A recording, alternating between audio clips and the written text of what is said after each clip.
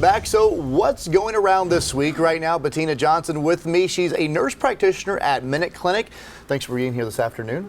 So we talked about the flu last week, which is crazy. We already talked about the flu, but this week we're talking about pink eye. And the first question, what is pink eye?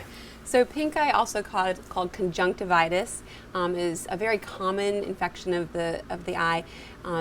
The top layer of the white part of your eye can become infected or inflamed. Also, the inside layer of your upper and lower eyelids can become inflamed, and we call this conjunctivitis when it becomes red and irritated. And how does one get this? I know kids are heading back to school, so it might be a concern for parents. How do you get pink eye? So pink eye is highly contagious if it's a viral or bacterial form.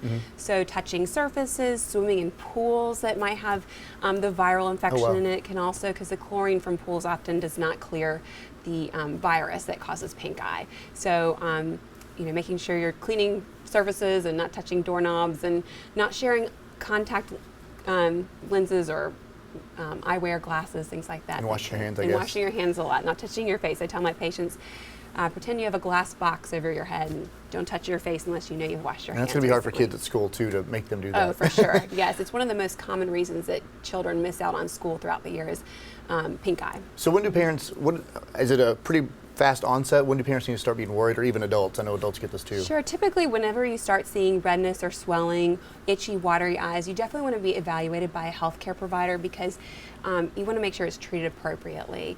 So if you aren't able to see your primary care, you can pop into a Minute Clinic. We'd be happy to evaluate. If it's bacterial, it's a simple eye ointment or eye drop that can clear it up. If it's viral, then it would be time is your best friend. About a week to 2 weeks of clearing the infection with, you could get some artificial tears and a cold compress just to help soothe the irritated eye.